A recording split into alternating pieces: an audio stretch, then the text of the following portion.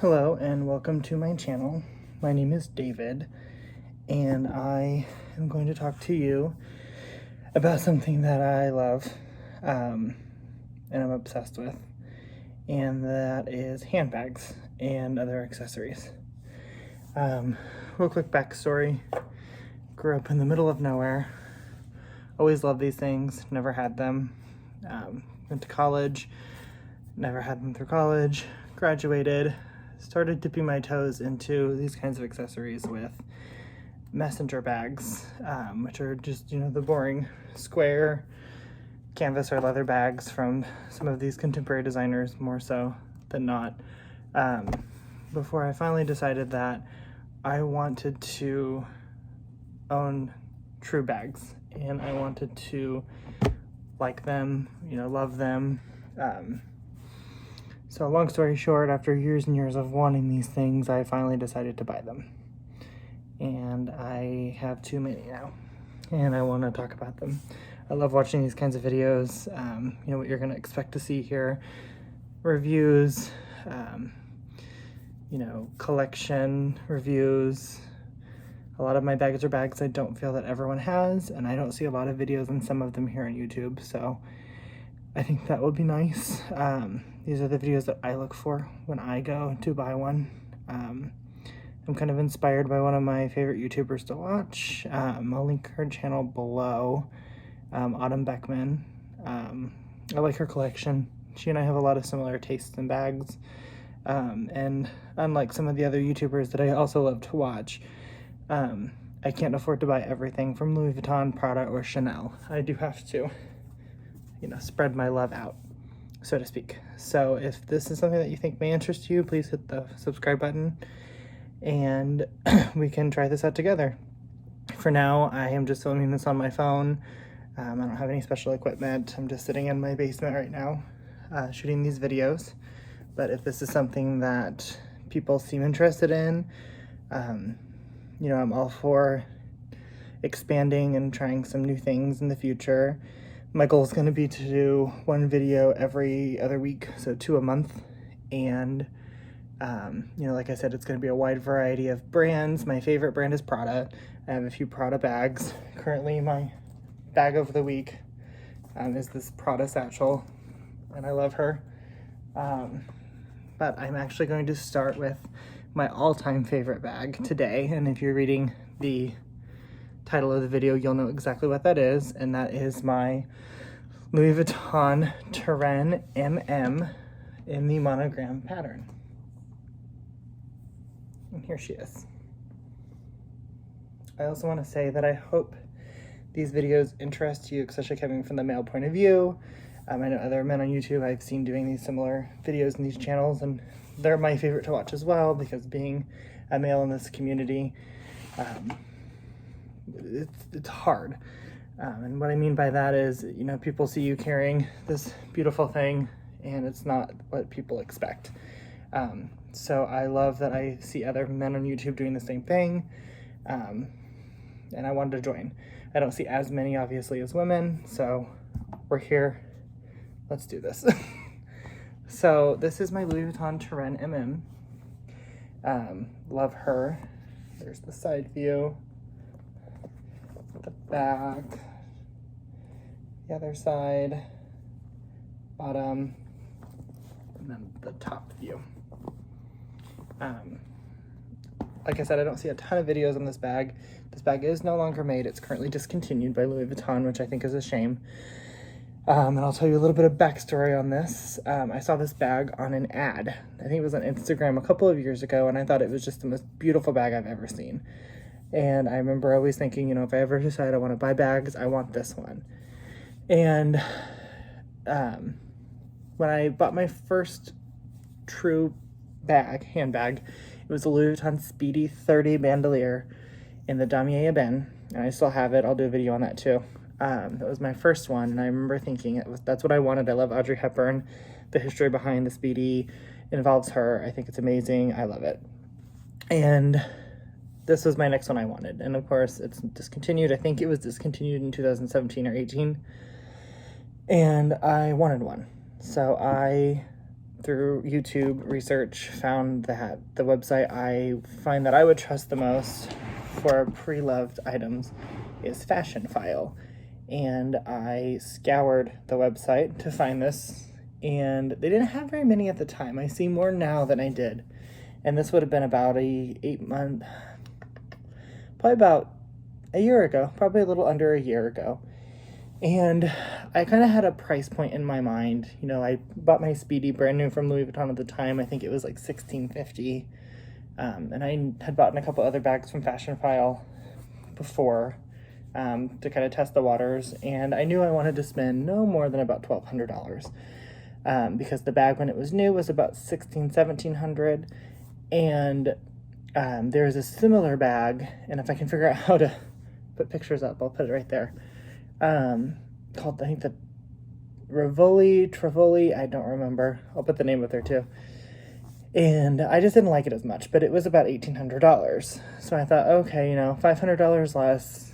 If I can do it, I'll do it. Well, I was finding them in that price point, and they came with all the accessories. It comes with it should come with a vachetta, which is this leather crossbody strap. And they were $1,700, $1,600, $1,800, and that was just not what I wanted to spend. And I understand that even $1,200 is a crazy amount of money to spend on these items, but I knew I wouldn't use the strap either. And I was seeing, and keep in mind the condition, I guess, sorry, spacey. The condition of those bags was not that great. The vachetta was, you know, very darkened, which is not a problem. This one has a good patina. You know, these tabs on those would be curled out. This front tab would be curled out. The glazing would be messed up. And then the biggest issue with these bags, and I know this from other YouTubers, the view videos I've seen, is these corners get worn because they're just folded over canvas, and the bottoms get worn. And I was finding them in the price range I wanted to spend, but they had a lot of corner wear in those things, and I just, for that kind of money, I wasn't going to do that. So I held out, and I found this one, and I remember the condition. If I remember correctly, it was marked very good, which very good to excellent is where most of my bags probably fall when I buy them, based off the price and the quality that I'm willing to accept.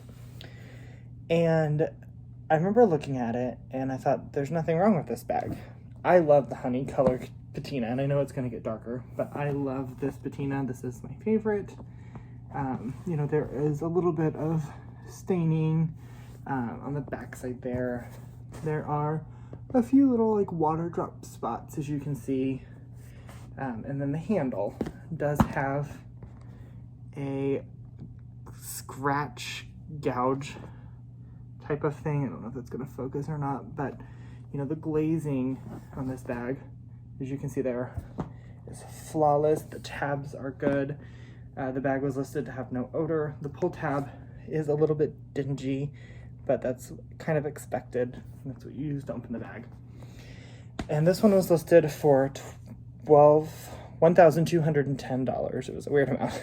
And I thought about it for a few days, and I noticed a lot of people had liked it. As soon as it was online, I felt like within a day, you know, there was 50 likes. So I bought it, and I decided, you know, it was missing the strap. I don't know if I said that already. Sorry if I'm rambling, but it was missing the strap, and there is a little bit of wear on the hardware where the strap connects. So whoever loved this bag before me did use the strap. But it didn't come with it. I'm fine with that. I like top handle bags. One of the reasons I stopped carrying Messengers is because I got tired of the crossbody. I wanted true handbags. So I thought, I'll never use the strap. I bought my Speedy and Bandolier, which I'll talk about in that video, and if I could go back, I probably wouldn't. I'd probably rebuy it as just the regular Speedy. So I got it, and I mean, look at it. It's absolutely beautiful. It's so elegant and eloquent, and I love the pleating. I love the back pleating. Sometimes it can look deformed on some bags, which is another reason I thought for the price. This was a beautiful bag. The bottom, I know people get crazy if they don't line up. It's an authentic bag. On this one, very few do. Absolutely no corner wear. I mean, I don't think you're gonna be able to see much on this video, but I mean, the bag is absolutely flawless, other than the few marks on the handles, which, like I said, when carrying it, it just looks like a beautifully patina bag. So I do store my bags stuffed. So there's stuffing in there. Let me pull it out here. I also use these. I learned this from Autumn Beckman, actually. I store these in all my bags just to keep any odors out.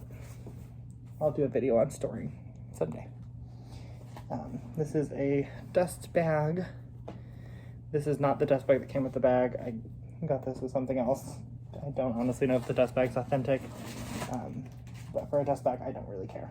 So here, first off, my trick, I cut up old cutting boards, sanitized, clean cutting boards, or I'll just buy new ones, and I cut them to the base of the bags because these bags sometimes will sag, especially this bead.